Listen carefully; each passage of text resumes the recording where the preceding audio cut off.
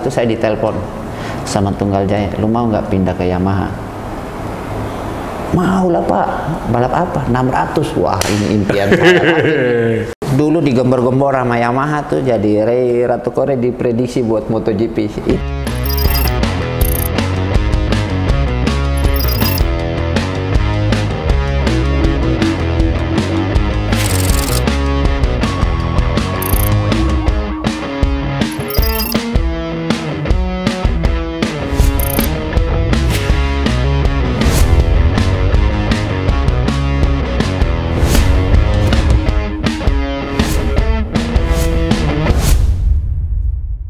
Nah, habis itu saya di BRT sampai 2012, 2013 itu saya ditelepon sama Tunggal Jaya, lu mau nggak pindah ke Yamaha?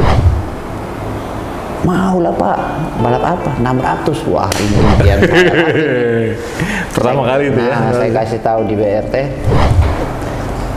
saya ditawarin Yamaha. Lu dikontrak berapa? Kalau masih sama-sama bebek, saya aduin duitnya, samain. Padahal kan BRT paling pelit. Gengsi kali itu. Saya samain duitnya. Enggak Pak, dia balap 600. Wah, kalau balap 600 saya angkat tangan, saya nggak punya motor. Tapi kalau dia masih bebek, saya berani aduin duit. Nah, 2013 saya masuk Yamaha pertama kali. Karena mungkin dari orang Yamaha ini tahu lah story saya kan di BRT dulu tuh, ya The Flop, apa segala macam tuh kan, ikut project-project gitu. Akhirnya 2013 saya diambil, langsung diterjunin di proyeknya Yamaha Z1 GP itu. Pernah, mungkin teman-teman juga nanti pernah dengar Yamaha Z1 GP. Iya, jadi itu semua teknisinya orang-orang developnya motor GP. Oh, nah, karena terlibat di proyek itu. Injeksi pertama Yamaha yang turun di balap tuh saya yang developnya, rider testnya. Iya. Oh, berarti ini tadi sama Yamaha bukan cuma sekedar untuk diajak balap gitu ya? Iya, sebagai tim itu? Apa di project yang... Enggak, tadinya diplotin di tempat lain karena Yamaha tahu TJM ngambil saya. Yamaha bicara sama TJM, mereka tarik aja masuk ke dalam. Oh gitu. Bantuin. Jadi bukan sebagai pembalap tuh? Enggak, balap. Jadi sambil balap tapi saya yang develop. Tapi itu juga? Nah, develop itu sehari itu saya bisa sampai 200-an lap. Nyoba ini. Ngetes ya? Wah, karena motor baru kan mau. Nah, itu sampai saya itu tipes-tipes. Nah, itu tuh impian saya. Waktu itu saya udah bilang, ini saya beli rumah nih. Jadi memang kontrak apa saya nggak minta, mereka yang keluarin. Wah, cukup nih saya beli rumah. Saya udah janji 2 tahun saya nggak jajan, saya nggak apa, saya beli rumah. Habis itu sudah tuh saya beli rumah dari duit kontrak itu. Jadi duit kontrak saya minjam lagi ke koperasi.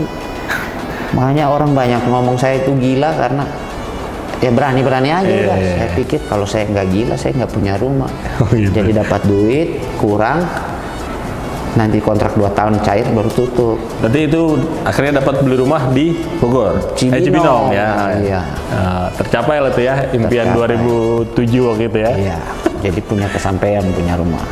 Nah, ini terus yang di Yamaha tadi, kan tadi Kak Ari bilang paling lama di Yamaha 9 tahun ya? Iya. Dari 2013 itu. Nah, itu lebih lama ya sambil jalan tadi pembalap sama yang project buat ngetes itu dua-duanya itu jalan? Dua-duanya jalan. Dua-duanya jalan? Iya. Oh. Nah, untuk sebagai pembalapnya sampai ke tingkat apa sama Yamaha?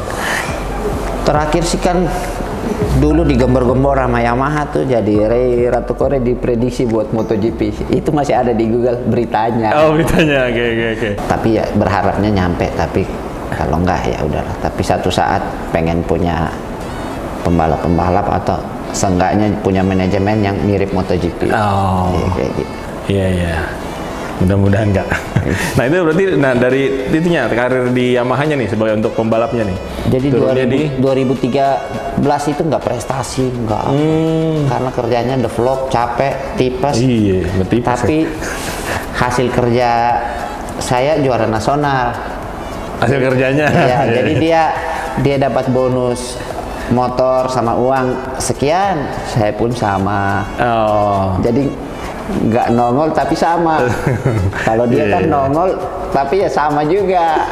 Jadi ya kayak gitu. Jadi hasilnya sama, bonusnya sama, hadiahnya sama semua, dapat bonusnya sama semua. Nah, waktu pertama kali terjun di tingkat Asia nih, RRC itu di mana? Udah dari zaman BRT. Yang berarti itu udah dari zaman BRT. Oh. Dari BRT itu main Asia udah tahun 2012. 2012. Iya. 2012 Itu BRT. pakai itu Honda yang dari sama BRT itu. Enggak, pakai Jupiter. Oh, Jadi Jupiter. dulu kita 2009 juara pakai Honda, 2010 dikontrak Honda, 2011 kita nggak mau dikontrak Honda. Jadi dulu saya di BRT itu kerjanya ngaduin motor. Maksudnya ngaduin motor? Ngaduin motor, ya itu develop. Ya, Oh. BRT bikin Honda, Ya. BRT bikin Yamaha. Jokinya satu. Ah. Tiap hari itu saya pergi latihan. Mana yang Ngetes dua motor itu deh tuh. Kalau balap, jadi mekanik pun di bengkel saya waktu itu dibikin kompetisi sama Pak Tommy. Oh. Pokoknya Deno yang bagus mana, hasil lapangan yang bagus Hasil mana, itu diboleh balapin. Oh gitu. Jadi kadang saya balap 110 cc pakai Honda, 125 pakai Yamaha. Kadang 125-nya Yamaha, 110-nya Honda. Ya itu jadi dulu kalau ditarik cerita mungkin saya nggak pernah juara nasional loh, Pak. Tapi kalau dipanggil nama setiap balap tuh ada di podium terus. Jadi nggak pernah. Palingnya motornya ya.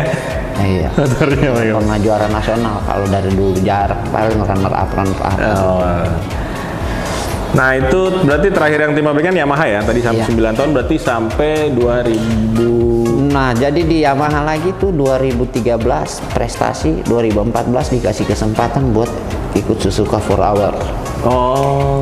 Nah, itu sebelum 4 Hour kan dia ada satu event yang di ajang uji coba. Nah, itu saya juara 2. Pertama kali naik Airsick bisa prestasi.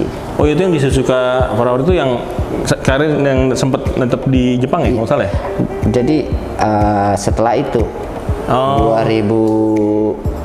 2000 mulai dari itu orang Jepang lihat anak ini bagus, bisa nih. Mau nggak kamu tinggal di Jepang waktu 2014 Oh gitu. akhir Itu ditawarin tuh sama sama RC Koshen lah tim di Jepang. Habis itu 2015 saya di Jepang 1 tahun, tapi dibiayain Yamaha. Oh. Yamaha bilang kita kirim kamu untuk belajar manajemen balap. Pokoknya semua kamu belajar semua. Oh, berarti karena dapat ilmu tentang ya manajemen balap apa segala macam tadi sampai ini ke mesin itu dari situ makanya pede nih buat bikin tim sendiri ya. Iya, tambah lagi Dari situ ya. di Jepang setahun tuh dapat banyak ilmu, terus belajar kultur orang sana apa segala macam. Nah, pulang sebenarnya 2 tahun Om Arif di Jepang kontraknya.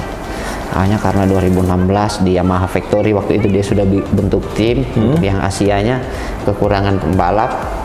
Saya tarik pulang. Oh. Saya di Jepang itu selain belajar balap, saya bantu develop jadi seperti rider testernya. Hasil ini nanti masuk di Yamaha Factory Indonesia. Jadi seperti itu. Jadi belajar habis itu udah 2016 sudah balik Indonesia. Balik Indonesia lagi balap lagi tuh. Balap sama Yamaha. Nah 2007 balap tapi saya di tim lokal ada timnya Haji Bin. Saya udah mulai handle tim itu dan itu 2016 itu dia double champion semua kelas champion. Pas saya pegang. Itu yang pegang maksudnya yang pegang apa? Semua manajemennya. Iya manajemennya juga. Mentoring mekanik, pembalap semua. All in ya Pak? Iya all in. Ya habis itu ya udah tuh semua jadi double champion 2017. Kenapa nggak saya bikin tim aja? Kebetulan waktu itu Haji Bin tim Honda, tim Yamaha 2016, 2017 dia pindah Honda. Itu aset saya kamu pakai aja. Jadi dikasih kemudahan lagi, balik lagi dapat berkah lagi. Ya kalau lihat ceritanya dari yang ini tapi ada aja jalan mulusnya ya. Dapat berkah lagi, dapat kendaraan, sebagian kayak motor-motor balap kan. Kalau bikin tim tuh investasinya kan paling besar. Ya udah tuh pelan-pelan balap masih numpang mobil orang, minjam mobil orang. Nah habis itu ya balik lagi ke rental tuh 2000 pulang dari Jepang itu saya tutup. Udah nggak mau main rental lagi. Tapi waktu pas di Jepang rentalnya masih jalan? Masih jalan. Oh ada orang yang jalanin? Karena mungkin mereka tahu saya berangkat, mereka sih ngomong mobil hilang. Tapi waktu itu berangkat kan saya di Jepang itu per 3 bulan, saya bukan visa kerja, visa turis kah apa begitu. Jadi per 3 bulan saya balik Jakarta 1 minggu balik lagi. Jadi mereka bilang mobil hilang. Hanya saya berpikir saya beli mobil itu dari uang kerja keras saya, kalau memang rezeki saya pasti dia kembali. Pas mobil itu kembali, dua-duanya kembali, Oh, bener balik. balik. Wadah, balik malah lebih keren lagi om mobil itu. Udah dimodif sama yang Oh, gitu? maling. Jadi udah bagus. Saya pikir ya udah balik. Masih ada cicilan berapa bulan tuh saya jual mobilnya, duitnya saya pakai nutup cicilan. Habis itu udah tuh saya beli Grand Max. Saya pikir udahlah saya pakai Grand Max, nggak mau main rental lagi, pusing. Rental tutup. Iya, Rental nah itu tutup. duitnya Nanti mulai sisanya bikin tim balap itu. bikin tim balap, beli mobil Grand Max.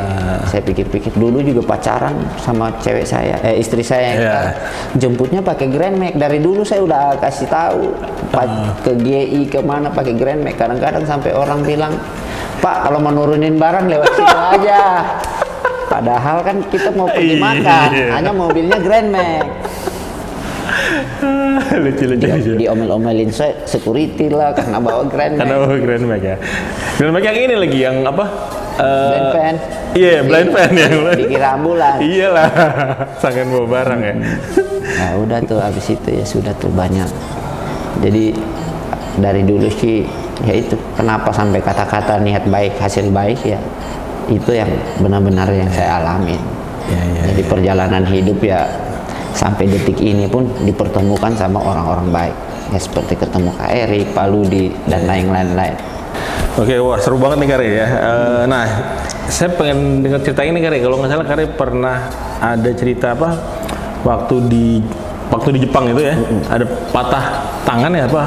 Iya, pergelangan tangan. Nah, terus maksain balap tuh ya? Iya. Nah, itu boleh nggak tuh Kari? Nah, jadi waktu itu kejadiannya di Sentul 2014 itu lagi latihan motor 600 cc, terus ada gerimis, saya masih paksain, terus high side terbang, dan jatuh. Nah waktu itu adalah saya pakai glove yang kompetitor lah. Jadi waktu itu jatuh, crash, patah. Nah habis itu sudah tuh saya operasi, saya datang ke waktu itu klinik, dan mungkin dari kita pun juga ada salah, datang ke rumah sakit ronsen. Jadi menurut analisa kita aja, jadi bukan analisa dokter. Jadi analisa sendiri nih. Iya. Waktu itu karena dia alasan dokter yang ortopedinya nggak masuk. Jadi saya bilang udah lu ronsen tangan kanan saya yang normal. Jadi analisa sendiri aja kemarin. Jadi analisa sendiri, dan juga ada beberapa orang yang mengiyakan, ya maksudnya dia mengertilah tentang tulang. Oh ini mah kesleo. Oh ya udah, ini jadi mah kesleo. Ya udah. Itu yang ngomong siapa tuh? Orang pihak rumah sakit lah ya? Enggak juga? Orang luar? Rumah sakit enggak. Orang luar. Jadi sejenis tukang urut. Iya. Jadi ini mah kesleo. Oh ya udah Pak, urut Pak. Urut udah sebulan. Ini kan targetnya sebulan lagi itu mau berangkat Jepang. Aduh, udah nih buat endurance nih, karena tahap pre-sessionnya udah lewatin, udah tes. Terus pas balik sini praktis latihan lagi ya jatuh. Ya udah Pak, urut aja. Tapi kok selama 2 minggu bengkak, nggak ada tambah turun. Kok tangan saya kayak warnanya biru, udah kayak setelah urut itu. Pokoknya urut tuh banyak pantangan apa segala macam, udah saya ikutin. Kok nggak turun-turun, tiap hari kompres minyak apa segala macam nggak turun-turun. Saya paksain dari Jepang sendiri udah dengar informasi kalau saya patah tangan. Ya udah, saya selama mau berangkat makin hari makin dekat tuh saya paksain aja. Namanya pembalap pasti dia sama seperti kadang-kadang kita pura-pura kuat lah. Jadi ya, ditutup-tutupin justru malah itu. Iya. Ya namanya ini kan harapan saya pembalap 4 hour nih, jangan sampai saya kelewat momen ini. Itu menjelang balapan Suzuka 4 hour itu ya? Iya. Akhirnya ya sudah, dari Yamaha tanya gimana kondisi Re? Oh udah agak mending Pak, udah bisa nih kopling. Ya. Padahal nyet-nyetan tuh ya. Nyutan pun. Pokoknya habis itu sudah sampai di Jepang, orang Jepang langsung lihat tangan saya. Coba kamu duduk di atas motor pegang kopling. Dia lihat tuh tangan saya, karena mungkin saya paksa tangan saya, mungkin raut muka kelihatan ya, tangan bisa ngebaca lah jadi. Dia bilang nggak bisa kamu balap, nggak bisa. Oh, langsung dibilang gitu? Iya, bahaya buat diri kamu. Tahu lah kalau Jepang kan bicara safety, bicara safety. Udah. Terus gimana tuh? Di situ sudah jadi bos RC Kosen Nishigami Shang langsung kita ke dokter. Jadi waktu itu ke rumah sakit, ada yang dekat rumah sakit Suzuka. Biasalah nanganin pembalap-pembalap lah. Bawa ke situ, dia lihat tangan saya udah biru. Dia bilang ini harus amputasi. Wih, serius? Ya, mungkin di Jepang karena kan mereka nggak pernah alamin hal yang seperti yang kita alamin. Kalau kita mungkin lihat memar, lihat apa udah biasa. Kalau orang sana kan karena mungkin udah tinggalin lama, ini tangan kamu harus amputasi. Itu tuh sampai nangis saya pas di rumah sakit, air mata udah jatuh. Jadi kayak orang stres. Kalau siapapun itu kalau dengar kabar tangan mau dipotong kan pasti ini. Apalagi pembalap kan tangan. Habis itu sudah tuh besoknya lagi Nishigami Shang bilang ayo kita ke dokter. Udah ke dokter lain lagi? Dokter lain lagi. Cari ini kali second opinion lah ya. Jadi waktu itu konsultasi. Ternyata dokter itu dia ahli patah tulang tapi kaki. Yang mau didatengin nih, yang satu lagi atau yang pertama? Udah konsultasi baru dia lebih jelasinnya lebih ke kaki. Ya, itu di sana ada tadi spesialis kaki, spesialis pergelangan tangan. Iya. Bisa ada sampai segitunya ya. Nah, terus datang ke dokter itu. Dokter itu dia bilang kamu ronsen pakai yang 4D. Jadi 4D itu jadi kayak tulang nih, ini tulang pergelangan. Saya jadi tahu tulang pergelangan tangan ini ada 3 lapisan, atas, tengah, bawah. Nah ini bagian bawahnya di sini, ada tengahnya lagi. Ada tiga lapisan. Kalau dulu belajar di biologi ada 2 tulang kan kalau di sini tuh? Iya, ini 2 tulang. Tapi di sininya kan ada 3 lapisan. 3 lapisan. Jadi di foto 4D, terus dia bisa edit. Dia geser-geser dulu tulang di komputer itu, dia pinggirin dulu tulang-tulang yang atas nih. Dia kasih lihat, nah ini masalahnya hancur. Kayak engselnya lah. Ini bagian dalamnya itu? Kayak engsel. Kayak engselnya. Kayak engselnya itu yang pecah. Wih, saya ada harapan lah. Dia bilang ini bisa sembuh. Tapi kasih waktu saya 3 hari. Nanti ketika kamu 3 hari balik langsung kita tindakan. Saya kasih tahu kalau saya di Indonesia dokter ronsen langsung tindakan, ngapain tunggu 3 hari? Karena bilang gitu. Terus saya balikin lagi alasannya apa? Kamu kenapa harus 3 hari? Minta 3 hari. Itu yang buat event balapnya berapa? Saya udah pasrah. Jadi dari tim juga. Tapi belum ini kan? Apa udah akhirnya berjalan tuh Suzuka-nya? Ya, akhirnya dari tim Jepang dia udah dari sebelum balap itu dia sudah wanti-wanti hati-hati balik ke Indonesia, jangan sampai latihan yang ini. Jadi memang dia dia namanya orang Jepang hebatnya tuh dia sudah punya planning dari jauh hari harus ada rider cadangan.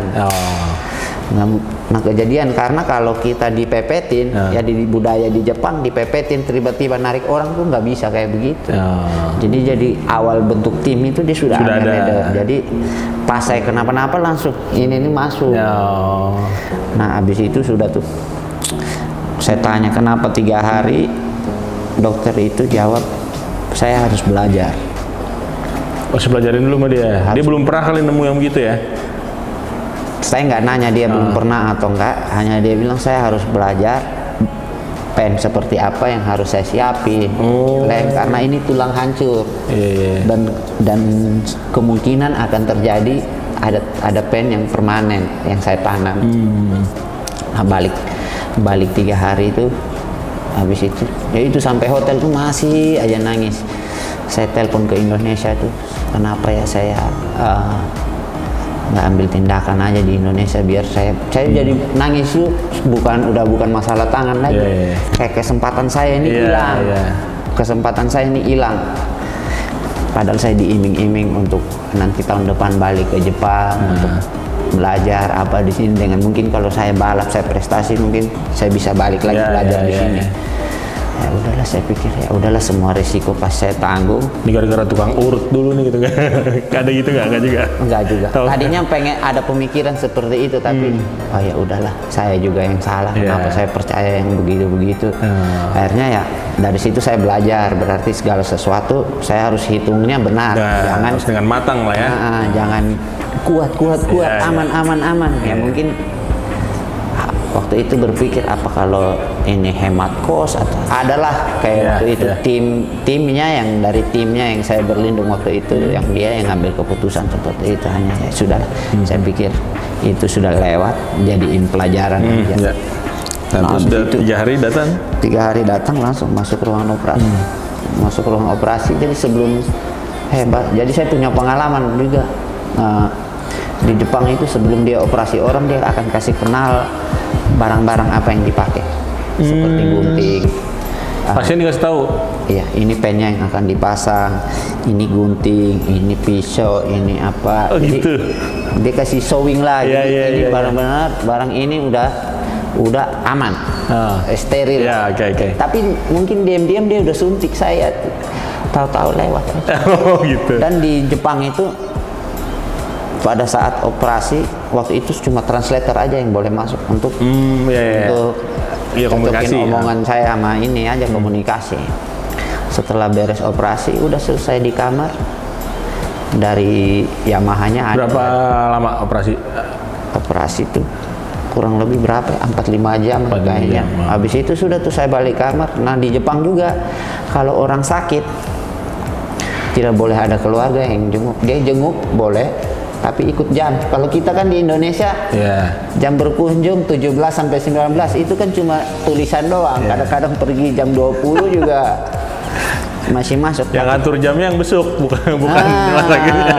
Suka-suka dia. Kalau di sana enggak. Jadi kalau orang sakit ya semua. Ya makanya kalau aturan memang ketat banget ya. Ya lu jadi kayak kita mau mandi, mau kencing sudah ada yang urus, tinggal pencet tombol aja. Jadi nggak boleh orang luar datang. Dan hebatnya di sana tuh pas jam istirahat siang, kita tuh waktu makan siang. Jadi rumah sakit sama mall satu ini, ya kayak 7-Eleven. Udah tuh kalau siang tuh pada lihat orang tua yang pada ngerokok, tapi ada pegang selang infus. Tapi keluar itu gitu? Keluar. Boleh? Boleh. Kalau kita kan di sini kayak dalam lingkungan rumah sakit, tapi kita boleh jalan pergi di situ, nongkrong apa. Ya boleh di sana tuh begitu. Jadi enggak. Nah itu yang saya lihat, orang jadi sakit tuh cepat sembuh ya kayak gini. Kalau dia terlalu didramatisir, dia tambah sakit. Iya betul. Oh jadi gitu. Kadang-kadang kayak lihat orang tua apa karena itu rumah sakit tulang juga, saya nggak ngerti. Tapi pada duduk di pojokan ngerokok, tapi selang infus tergantung. Jadi banyak nih yang pada pegang selang. Jadi ya akhirnya punya pengalaman. Oh di sini begini. Ya. Nah habis itu sudah tuh 3 hari saya dirawat. Setelah penyembuhan tuh nggak boleh pulang. 3 hari dirawat. Jadi tangan saya tuh dia cuma bungkus perban. Kalau kita di Indonesia kan di gips. Ya di gips. Kalau Jepang itu pergelangan saya itu dipaku, Om. Dipaku. Tulang ini sama ini. Ini jadi nggak lebih keras daripada gips lagi. Kalau gips kan ibarat tangan kita kalau diam lama-lama kan jadi jadi longgar, jadi apa. Nah kalau dia maku 6 bulan baru boleh lepas. Nah habis itu sudah tuh saya di ini pas balap 4 hour saya datang, cuma jadi penonton. Jadi di Suzuka 4 hour jadi penonton. Tapi yang turun yang pembalap pengganti tadi. Tapi habis saya operasi mereka ngomong kalau kamu sembuh kamu tetap balik Jepang. Udah alhamdulillah, puji Tuhan. Penyemangat ya. Langsung aduh bersyukurlah masih bisa ini. Ya, habis itu sudah tuh 2015 bulan Maret udah tuh saya mulai ke Jepang. Tuh mulai training, mulai apa. Ya itu tapi selama 6 bulan itu memang rule-nya waktu itu saya karena dari Jepang ya maaf dia bukan nggak percaya rumah sakit Indonesia atau apa. Sampai lepas jarum aja, lepas jahitan aja. Dia punya rekomendasi rumah sakit di Singapura. Saya harus ke Singapura. Buat lepas jahitannya? Lepas jahitannya aja. Jadi ya waktu itu saya pergi lepas Kenapa nggak jam. di rumah sakit sana?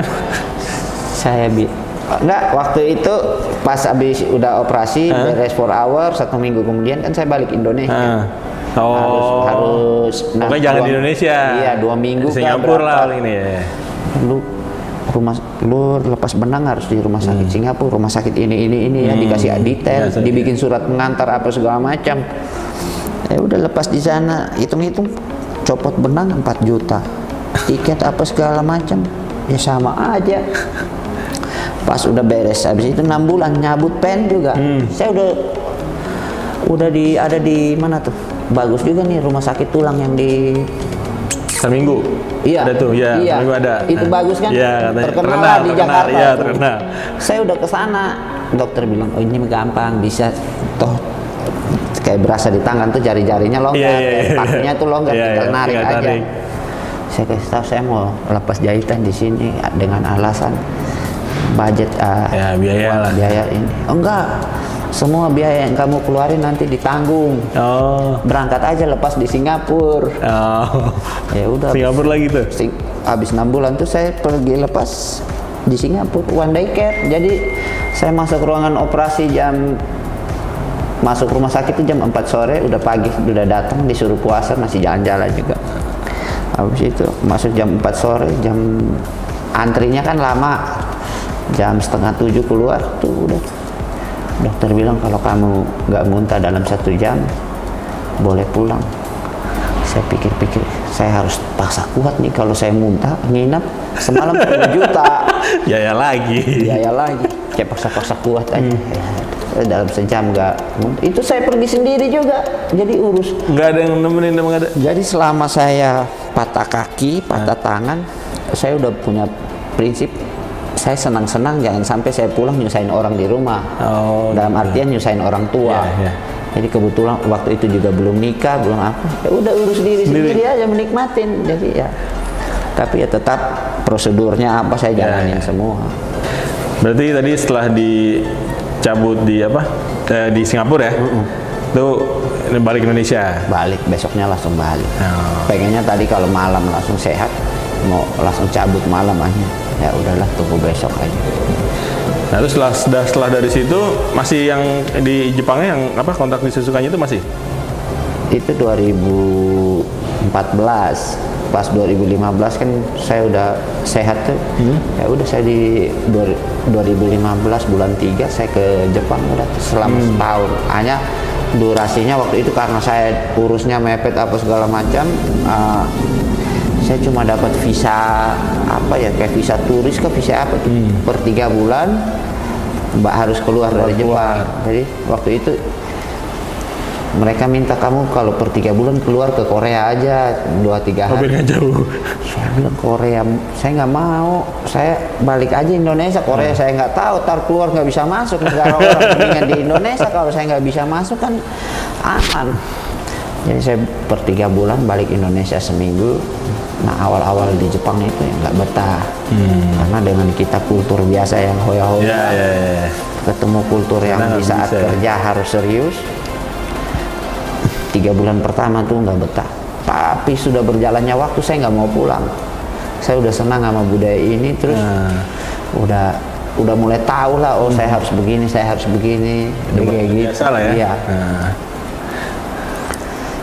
Nah, habis itu ya sudah 2016 ya balik Indonesia itu. Nah terus terakhir kan kalau yang ARRC 2019 ya. Nah itu kan sama tim Malaysia ya. Jadi tim Malaysia itu 2018 pertengahan juga. Jadi waktu itu saya ditawarin di tim Malaysia. Sebenarnya mereka ngincar Koleon. Oh gitu. Ngincar Koleon mekanik saya. Jadi Koleon waktu itu udah bikin motor mereka pas seri Thailand, seri berapa ya, seri 3 ke seri 2. Bikin tiba-tiba Koleon balik aja. Aduh kalau pembalap kayak begini mas saya juga mau bikin mesin sekecil apapun juga nggak bakal bisa. Akhirnya mereka tahu kalau saya sama Koleon dekat. Mereka teleponlah saya, mau nggak balap Asia? Oh saya mau, tapi saya punya syarat. Saya harus bawa mekanik saya. Mekanik kamu siapa? Leon Chandra. Nah itu yang kita cari. Jadi satu paket ya? Satu paket. Satu paket. Oh, nah itu gitu juga ya. maju. Nah itu juga saya di Yamaha Racing Indonesia tuh tadinya nggak prestasi. Karena jatuhnya saya lebih ke mentoring. Oh. Ada Galang, ada apa, saya jadi support Galang lah. Oh gitu. Jadi saya jadi balik-balik lagi kayak develop manusianya atau develop motornya. Mungkin emang udah waktunya harus di manajerial Kak, di bagian manajemen. Jadi udah nggak turun. 2016, 2017 itu saya balap sama Yamaha. Mungkin orang yang ketemu saya ini harus orang yang kuat juga, kuat dalam artian dia punya data, punya alasan yang kuat. Ya maaf, ada sedikit didikannya Jepang. Ya. Jadi kalau lu punya alasan yang tidak logis ke saya akan kejar terus. Akhirnya 2016-17 itu memang di tim ada orang Jepang juga, hanya kan mereka punya kapasitas yang tidak melebihi kapasitas teknisi Indonesia. Jadi sudah habis itu saya mulai galau lagi tuh, nggak prestasinya apapun. Jangan-jangan udah waktunya saya pensiun.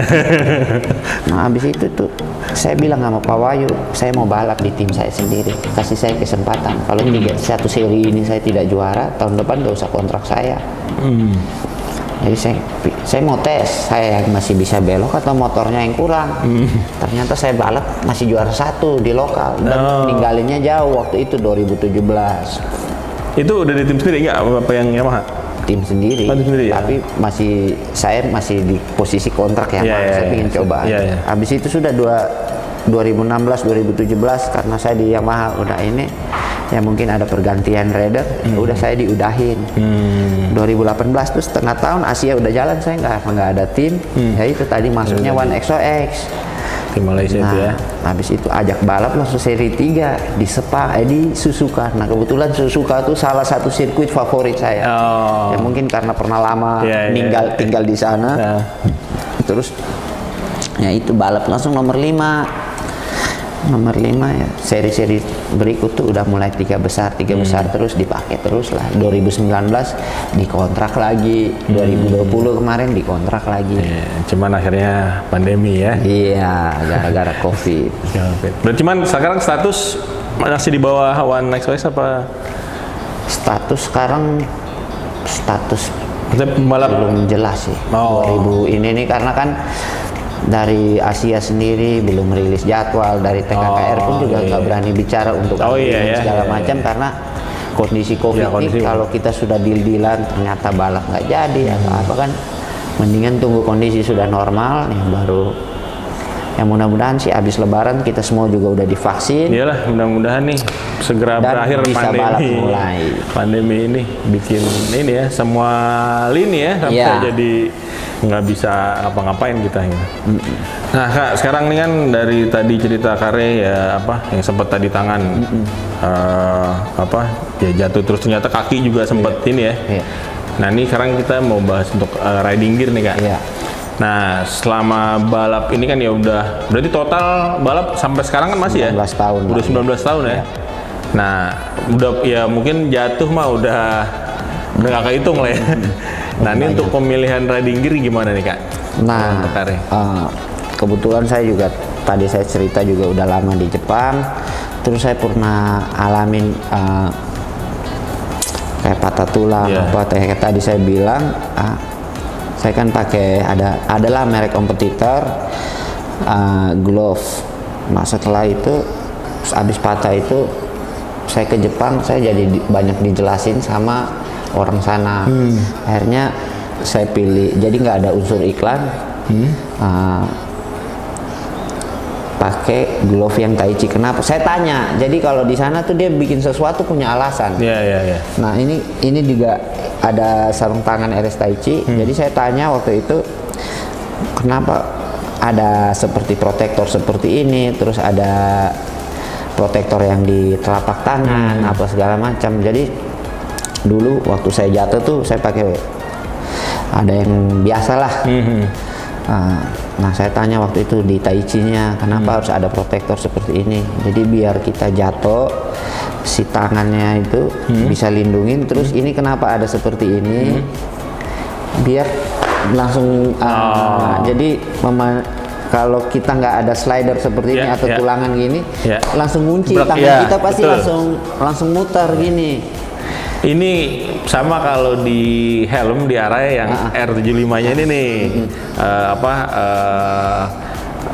fitur R75 yang bulatnya itu glancing off. Nah, glancing off, jadi begitu dia menghantam ke ini tuh dia akan untuk memantul ngeglinding gitu. Jadi nggak brok, nggak Nah itu yang kenapa waktu itu saya jatuh tangan patah, karena si glove-nya waktu itu belum pakai yang Tai Chi, masih yang adalah dia nggak ada fitur-fitur seperti ini. Jadi kayak mungkin dokternya biasa aja gitu kali ya. Jadi slider biasa apa segala macam. Nah ini sebenarnya nih fungsi-fungsinya banyak. Kalau kita jatuh ada slider seperti ini, jadi tangan kita terbawah gini, nggak nancap. Iya, betul. Nah ini akhirnya ada glancing off. Akhirnya ya itu dari itu, karena saya belajar di Jepang, semua itu punya alasan. Akhirnya saya nanya seperti ini, jadi saya punya pemahaman dalam memilih glove.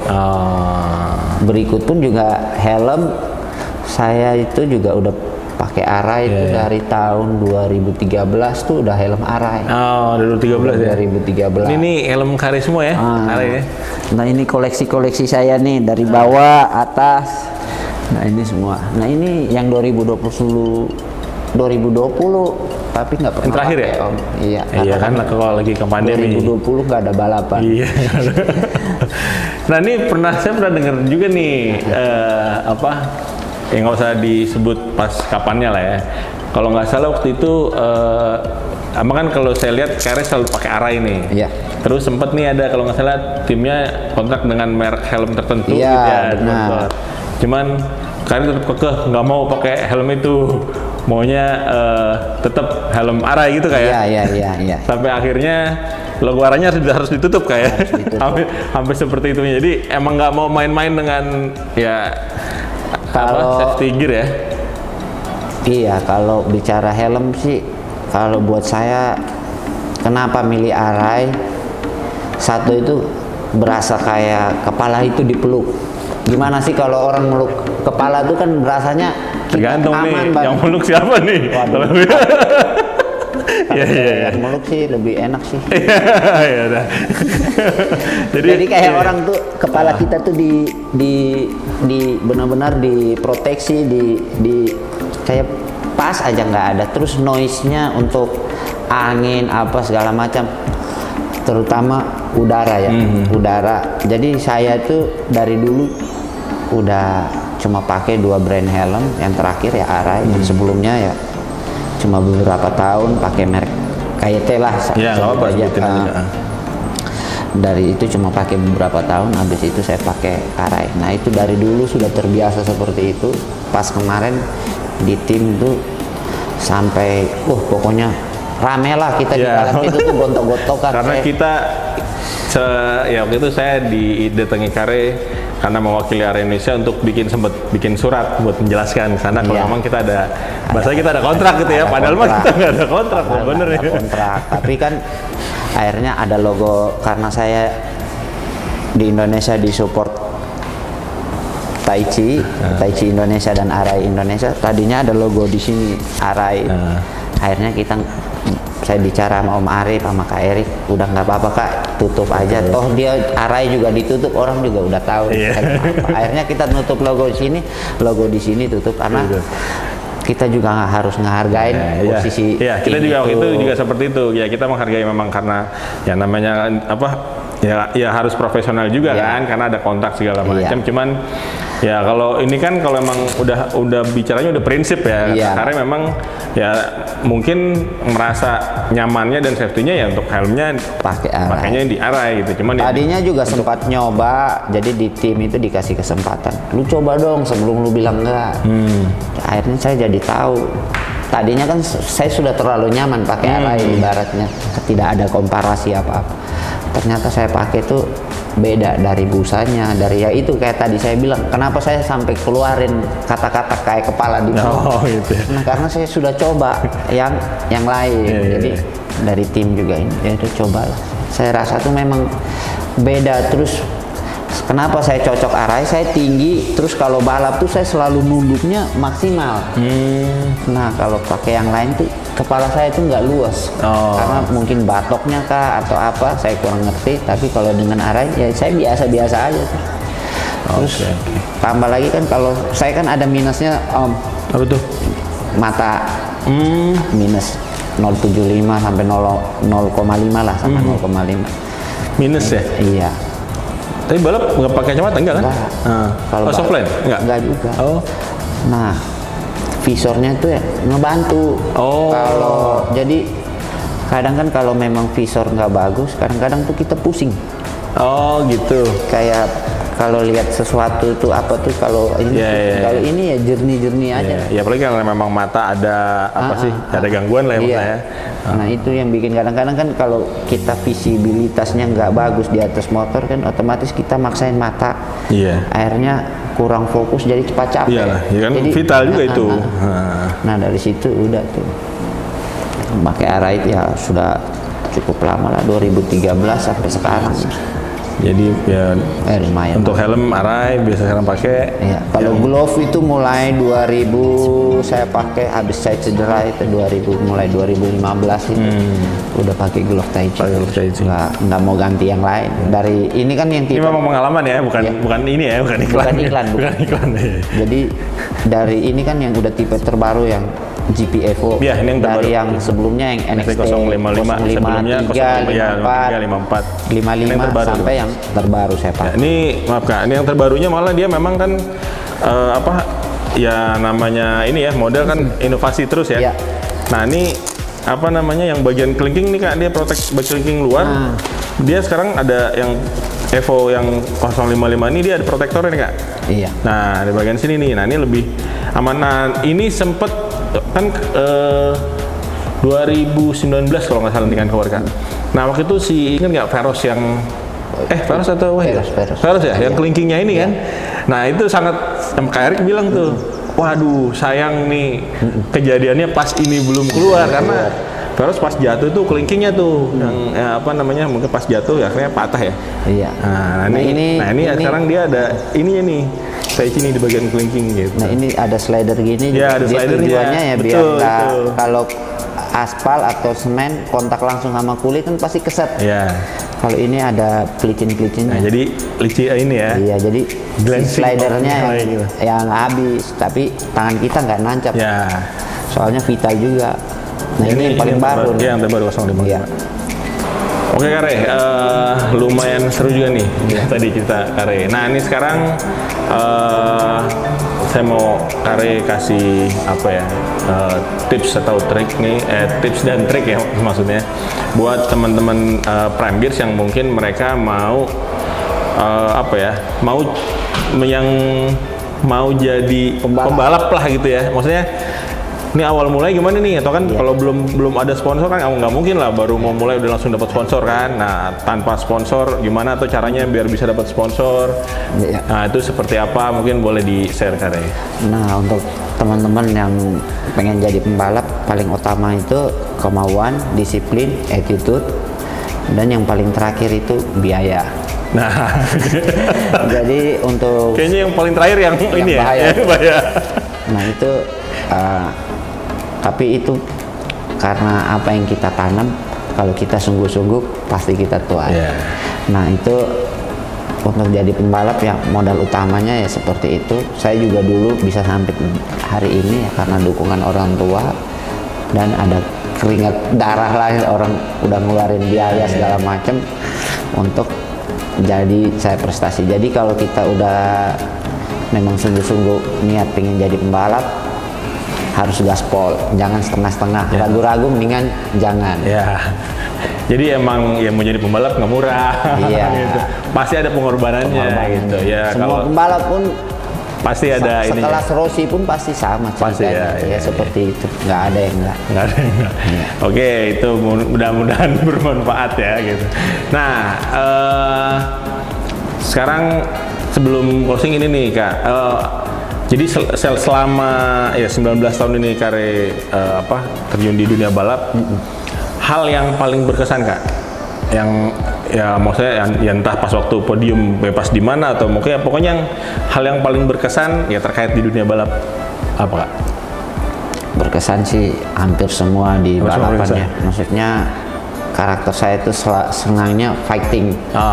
Dan hampir selalu di fighting itu saya selalu menang dan selalu kalah. Nah itu saya punya filosofi, sometimes you win, sometimes you learn. Jadi kadang-kadang menang, kadang-kadang harus belajar. Jadi ya itu hampir semua momen pas balap tuh jadi cerita lah. Jadi nggak ada yang spesial, semua itu. Oh semua spesial. Semua itu spesial. Memang kalau denger ceritanya dari awal tadi seru gitu kan dengerin, jadi kayak emang spesial, hampir semuanya spesial gitu kan. Oke, karena ini sebelum kita tutup kita mau ada bagi-bagi hadiah nih, giveaway. Bagi-bagi hadiah nih. Ya. Nanti dari Prime Gears kita mau kasih glove ya, racing glove yang tipe NXT 053 seperti ini. Ini dia. Nah, ini seperti ini nih contohnya ya. Iya. Nah, nanti nggak usah khawatir. Nanti teman-teman yang yang nanti dapat ya, yang beruntung bisa nanti menyesuaikan size-nya Kare. Iya. Gitu. Jadi nggak usah khawatir. Iya, jadi nggak dikasih XL dong. Iya, nggak dikasih yang ntar begitu dapat stok kita nggak. Jadi sesuai ukuran. Ya, tapi mungkin nanti ya warnanya sesuai stok yang ada. Gitu. Tapi ya. ukurannya ngikutin. Ya, ini dipakai buat riding ini City Ride juga masih cocok nih, memang ini cocok ke puncak. Ya Pak San Morian masih oke lah dipakai ya. Motor-motor sport nih gitu. Nah ini dari Kare mau ada nambahin nggak nih? Dari saya nanti giveaway-nya baju tim aja. Oh ada baju tim, berarti tim balap tuh kita sih yang paling keren maksudnya. Wes, ya percaya. Baju tim, baju racing team dari tim Carglass #RRS nanti kita kasih baju dari Kare, dikasih baju tim balap ya. Baju tim balap. Jadi ntar ada 2 pemenang nih. Yang ukurannya juga sama. Kita ngikutin. Nanti yang menang sesuai. Nggak ngasih XXL ya. Biasa sih pada giveaway ngasihnya gitu ya. Jadi nggak kepake, sayang kan. Iya, kalau kita ngasih sesuai badan. Kita jadi bisa dipakai gitu. Dan kita juga pengennya ya dipakai, jangan ntar dapat dijual lagi kan gitu. Nah ya ini ntar jadi ada dua pemenang. Dapat glove ini Taichi NXT 053 dan juga baju tim balap dari Carglass Racing Team.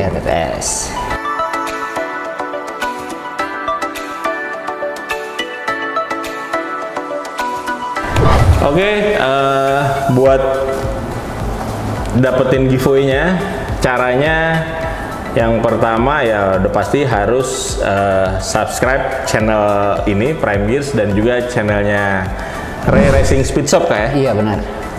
Subscribe 2 channel YouTube itu dan juga follow IG Prime Gears _ID. Dan juga IG Ray Racing Speed Shop. Nah, nanti jelasnya kita taruh di detail dan juga ntar kita cantumin di videonya ya, nanti muncul di bawah. Nah itu sama nanti lebih jelasnya di deskripsi ada. Nah sama harus jawab pertanyaan. Nanti untuk jawabannya ditulis di komen di YouTube ya. Kolom komentar YouTube ya. Kolom komentar YouTube ini. Iya. Di video ini ya, di video yang kita umumkan giveaway ini. Nah, pertanyaannya itu yang pertama tadi Kare cerita waktu awal dia pas berangkat dari Kupang tuh yang dia berangkat sendiri kan, ribut-ribut kan tadi Kare itu sama keluarga, terus berangkat tinggal di Bali tuh kan. Nah, tahun berapa? Nah, itu pertanyaan yang pertama. Jadi kalau belum tahu ya putar ulang aja. Yang kedua dari Kare aja Kare. Yang kedua, tahun berapa saya tinggal di Jepang. Oh, yang di Suzuka tadi ya? Iya. Oke. Jadi udah cukup 2 pertanyaan itu aja. Tinggal ntar komen di bawah ini sebutin aja yang pertama tahun berapa tadi yang di pas ke Bali. Yang kedua, tahun berapa pas Kare Tinggal di Jepang. tinggal Jepang. Dan jangan lupa tadi subscribe kedua channel kita dan juga follow IG dari kita.